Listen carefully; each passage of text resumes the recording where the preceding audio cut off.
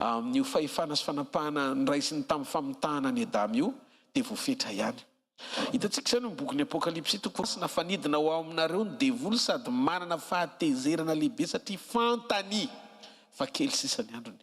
Ny devoly mahafantatra fa kely sisany androny dia miasa mafy izy amin'izao vanim-potoana faran'izao satria manararaotra n'ilay fotoana kely azo ny esana izy ambabona fanan'olona tiano very miaraka aminy ivily lalina tsakatoan'Andriamanitra tsy miraharaha fiainam-panahy fa miaina ao anatin'ny fitiavatena fitiavana n'izao hita maso zao manakalo n'Andriamanitra amin'ny zavatra hafa toy ny fanompo-tsampy manao izy zay ahatonga ny fonao aloto zany hoe reo karazan-javatra mifamoafao hita eto ambonin'ny tany amin'izao ka atao hoe asan'ny devoly dia ataony sy tanterahany ao anaty fiazakazana tena manana fahatsapana ao anaty fandresen-dahatra ny fahakelezany fotoana zay iainany sisiny eto ambonin'ny tany anararotany alohan'ny anipazana azy any amin'ny faharimy rehetra afo mandrakizay.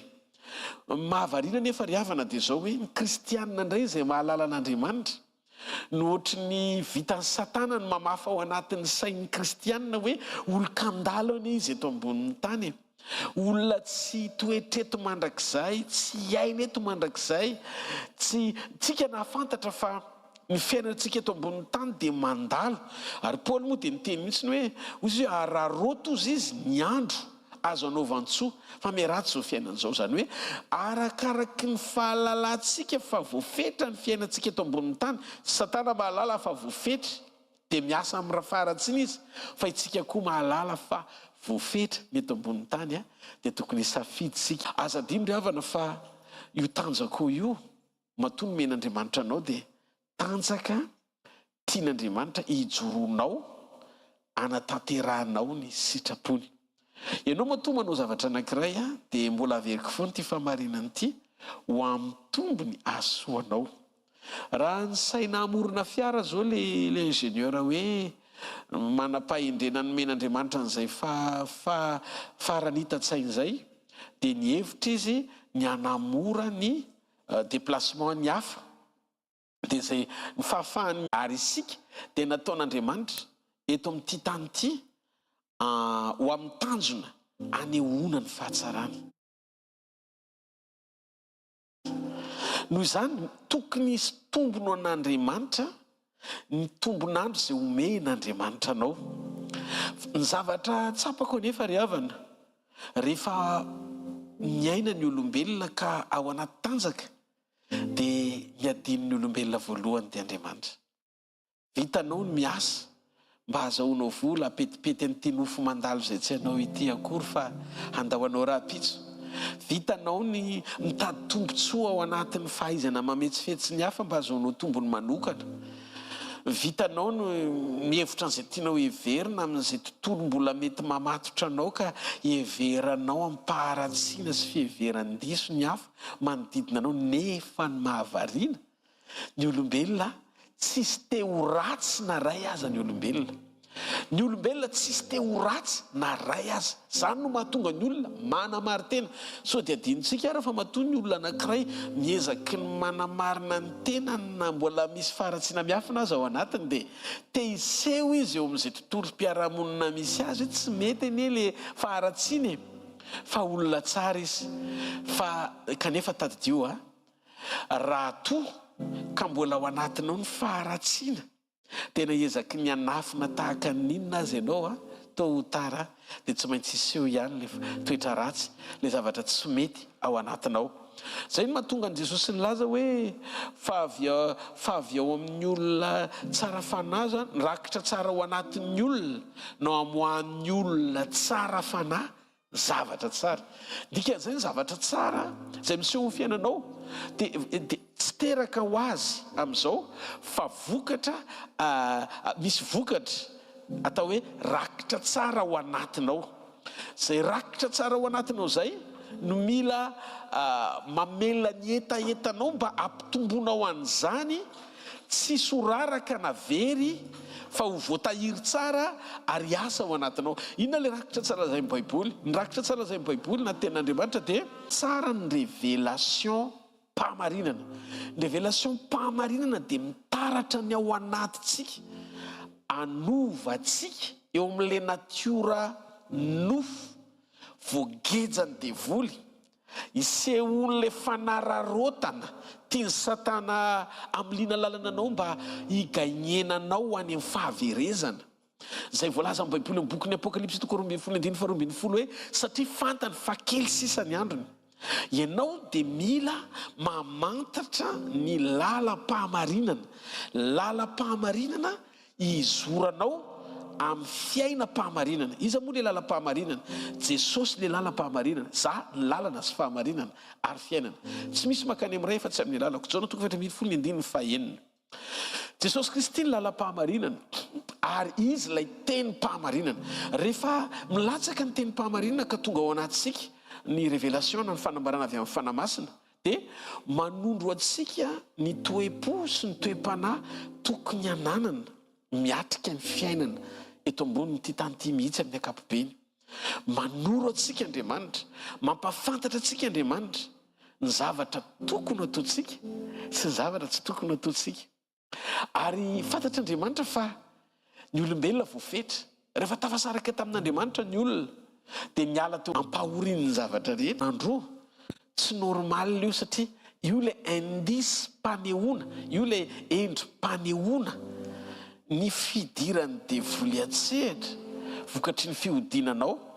Dia lasa te hiaina sy alika ao ambany fisasarany ianao, nefa voaozina ny olombelona hoe raha vao ny fisasarany no itokiny dia vokatra sy vovoka ary fahafatesana miandry azy. Ty mihevitra mombanao sy mitsetra tena sy mety akahalany hafa sy te hifaninana be fialonana ratsy rehetra, reny vokatry ny toetra tsy mendrika rehetrarehetra reny dia vokatra teraka avy amin'ny toetra tia miahany tenany, vokatry ny fitokina fisasarany. Zay no natonga ny Jiosy, averiko indray, ny Jiosy rehefa tonga Jesosy dia nieritreritra ny Jesosy mihitsy ny hoe tonga dia nieritreritra ny Jesosy zany izy hoe nahalalany hoe Mesia izy, dia noho izy nanome mofo ho any zanak'Israely tsy tao anaty fisasarany. Hitanareo moa izy rehefa tany anefitra nanokatra ny rano, nanokatra ny lanitr'Andriamanitra dia napidina mana. Dia iny le profim-panehoana fa tafaverina ao anaty fanekena ny olon'Andriamanitra, satria tsy mandray vokatra avy amin'ny fisasarany fa misitraka amin'ny fanomezana maimaim-poana avy any an-danitra. Dia nieritreritra ny Jiosy hoe tonga amin'izay ny fotoana amin'izeny Mesia ny olona, fa ny tsy fahatakarana tao an-tsain'ny Jiosy no nahatonga ny Jiosy nieritreritra ahatonga ny olona hisitraka ny famonjena sy ny mahamesia ny Mesia atao hoe Jesosy Kristy. Marina fa misy ampahany ihany le izy, saingy adiny Jiosy fa Jesosy mihitsy le mofo velona avy amin'ny ray ho antsika. Izy mihitsy ny te ho ao anatintsika, ary nahatongavan'i Jesosy ao anatintsika amin'ny mahamesia azy, tsy hoe ampitsahatra antsika fotsiny amin'izay mety ho endriky ny famatsiana tsy vokatry ilay fisasarana izay anovan'ny toe-pontsika hitoky sy aloka ary hiaina ao ambany fisasarantsika, fa indrindrindrindra ny amotsitra antsika ao anaty anana fahatsapana amin'ny alalan'ny fanahany masina, fitsaharana miaraka aminy. Zany hoe le toe-panahy sy toe-po ao anatintsika namaika an'Andriamanitra mba ahatonga n'ilay vokatry ny fanahy.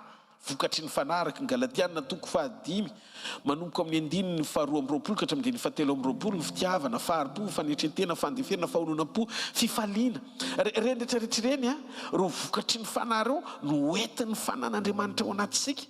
Dia zao mamafa n'ilay toetra mitoky amin'ny zavatra ety ivelany hiainantsika, mba tsy ho ao anaty fisasarantsika no ny toetra ny fahatokitsika, fa miainga avy amin'ny fananantsika antoka fa Kristy le andrian'ny fiadanana. Lay efa tonga nofo mato atsika dia izy miantoka ny fahavelomantsika amin'ny alalan'ny fiainana izay nyraisintsika tamin'ny famonjeny atsika ho afaka ny fahotana sy ny faharatsiana rehetra. Dia jereo tsara, rehefa manomboka nandray an'i Jesosy ianao ka ao anatinao ny fanahana, dia manomboka tsy mavesatra ao anatinao tsony ireo karazan-javatra maro izay atrehanao eo amin'ny fiainana, ireo karazana ady rehetra lalovanao. Lasa tsy olona be fanahiny ianao dia mitoloko sy matahotra ny ho faty antoka isan'andro.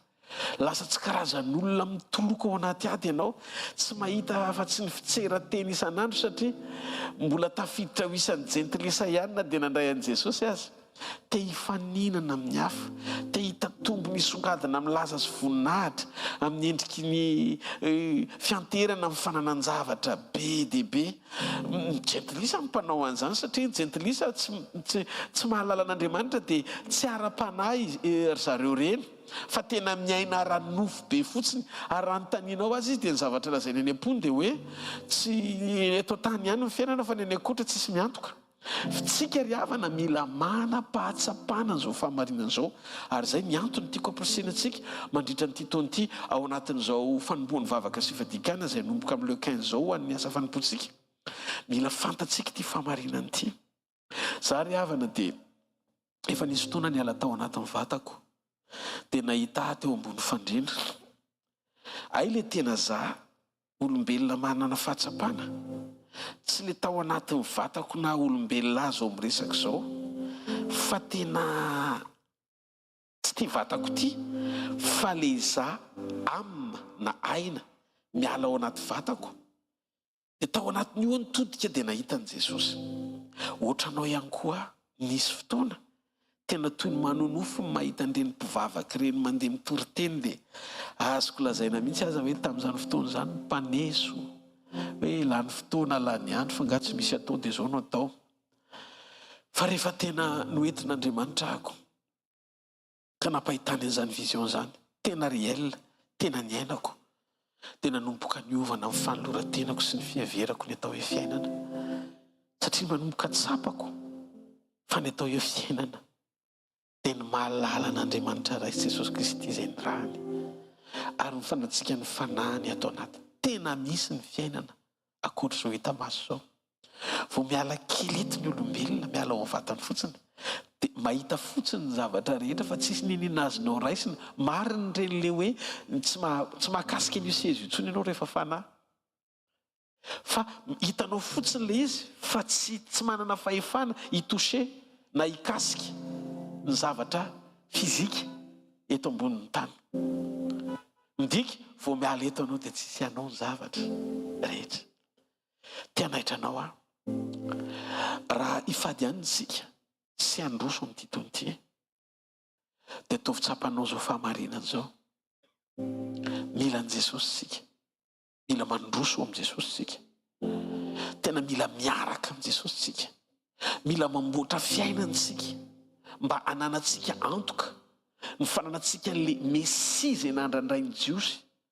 Ny heveriny fa matsy mofo azy dia tsy asa ntsony izy tao anatin'ny akamony asa angamba, fa tsy izay nefa nahatongavan'i Jesosy. Na miasa azy ianao na misasatra azy ianao dia tsy mitoky amin'ny fisasaranao fa mitoky amin'ny famatsian'Andriamanitra anao. Raha vao any le fomba fisainanao dia manomboka aneo ny tanany tsy mety ritra ary tsy afina amin'ny alalan'ny tontolo mpamatsiny ianao Andriamanitra. Liberté ao amin'i Jesosy anie, dia votsitra ianao tsy mitoky amin'ny abetsahany zavatra nanana ntsony ny fonao, tsy miraiki-po amin'izao tontolo izao ntsony ny ao anatinao. Lasa tsy karazan'olona tianeo ny fisianao amin'ny abetsahany zavatra nananao na ny arena na vola mitovy amin'izao tontolo izao, fa miavaka ao anaty fifalinana mandalo ady azy dia misy fitsikiny eny amin'ny endrika eo satria tena renao fa miaraka aminao Andriamanitra. Izay ny atao hoe liberté. Afaka ianao satria amin'ny fotoana rehetra ny atao hoe fahasambarana tsy fananan-javatra maro fa ny fahafahanao misitraka ny zavatra rehetra izay ilainao amin'ny fotoana ilanao azy. Mety misy olona manana avion 500 fa rehefa vaky ny lohany tsisy fanjaitra akaiky anjairana ny lohany dia maty izy. Dikan'izay sarobidin'ireo avion ireo lanjan'ny fanjaitra anankiray tadiaviny amin'ny fotoana mahavaky loha azy. Midika fa tsy zavatra sarobidy zany fa ny sainao mamaritra ny sarobidy ny zavatra anankiray zany no mahatonga an'Andriamanitra te hijoro hampatsiaro antsika hoe fantaro fa ny fisiko amin'ny fiainanao sy Jesosy dia atonga anao hanam-piadanana. Zay no mahatonga ny Zakaiosy very hevitra mitady zay fomba rehetra ahitany fitsarana. Fa raha tsy nifanena tamin'i Jesosy izy tsy tanteraka teo amin'ny fiainana atao hoe fitsarana marina. Dia jereo anie zay olona voafato tsy niarena ka mifikitra amin'ny arena dia tsy tia mizary zany, tsy manana fiainam-pifaliana mahita ny hafa mba misitraka ny fahatsarana avy aminy zany. Resa be fotsiny raha ohatra ka fampianarana tsara tary aza mitorina izany olona zany, nefa tsy manana an'izany toe-po zany ao anatiny izy, satria ny marina, ny filazantsara tsy teny mahafinaritra na moralina fa fiainana. Ary amin'ity taona ity, akoatra ny hoe mahakatoky ny fampakarana antsika, dia mila miombo mpiainana amin'Andriamanitra tsika, manana an'izao fahatakarana izao atao anatintsika, ny fahombiazantsika, ny fifaliantsika, ny fitsarantsika sy ny fiadanantsika, dia ny fananantsika antoka feo amin'ny fiainantsika Jesosy. Jesosy Kristy avy any Nazareta no ilainao. Ataontsika tena manan'izany fahatsapana zany amin'ity taona ity, ho adonotsika daholo fierin-kirenany amin'izay fisainana mety hoe diso na hitondra fitsarana tsy marina ho an'ny hafa eo amin'ny fiainanao. Reo zavatra maso mifamaofao renao eto amin'ity zao tontolo zao ity, zavatra anankiray no andrasana rehefa tena akaiky zany fotoana zany, ny fiverenan'ny mpapakatra. Aneno trompetra io, ary amin'ny fotoana aneno trompetra io dia zay rehetra mifantoka ihany sy miombona amin'Andriamanitra ny handre azy. Aza velo ho diso ny andro fotoam-pampakarana ianao, aza ho diso ny trompetra io ianao rehefa neno fianaraka sy ny trompetra an'Andriamanitra. Noho izany diovy tsara ny fo. Mety nisy amam-polo taona maro zavatra niaretana tsy napitraka, mampahory, zavatra nirina tsy tanteraka, zavatra mitranga mbola tsy miseho, nefa nanantenanao an'Andriamanitra. Mety nisy antony nanomponao an'Andriamanitra mba hoe ngamba mety hoe mbola sakana hatramin'izay, ny hoe ny anambady, ny ananjanaka, ireo karazana anana be dehibe tianao ananana nandritra ny 40 taona lasa. Tsy mampaninina fa aza mifantoka amin'ntsony tena miangavy ianao, aza mifantoka amin'izay anana tsy tonga, anambady, ananjanaka, anakarena, anambola, ireo karazana anana rehetra ilain'izao tontolo izao, aza mifantokany. Zavatra anankiray ny angatahako aminao amin'ity taona ity, mifantoha amin'Andriamanitra, mifantoha amin'ny Jesosy, mifantoha ao anatina problema na communion mbola tsy ara-dalàna. Raha hitanao hoe mbola tsy milamina ny fifandraisanao amin'ny Jesosy, dia andana ataovy izay havananao amin'ny Jesosy. Raha renao hoe mbola makahala olona ianao, dia mandana mihavana amin'ilay olona. Raha manam-potoana tsy fampianarana mahafinaritra intsony zao hoe ny ilain'i Jesosy tsy andro sabotsy na tsy andro alahady, na ny ilain'i Jesosy ianao ny tonga anao fampianarana diso zany. Aza mivaky loha amin'izay resaka mpaminany sy tsy mpaminany, inona koa moa izy ity, fombafomba mpivavahana, misaron-doha tsy misaron-doha, tsy zany ny ifantohana, communion no ifantohana. Ataovy izay ifandraisanao amin'ny Jesosy tsara. Ataovy izay rehefa mihaona amin'ny rahalahy ianao na amin'ny anabavy dia tsy ianao le olona sarotra lamina be reny, tsy ianao le karazan'olona mbola voakejo. Hita mihitsy ianao hoe olona libra amin'ity taona ity, olona manam-pitiavana be famindram-po, hitarafana an' Jesosy amin'ny fitiavana, tena tsy mpialina zany, tsy paka. Raha mahita an' Jesosy amin'ity taona ity amin'ny alalan'ny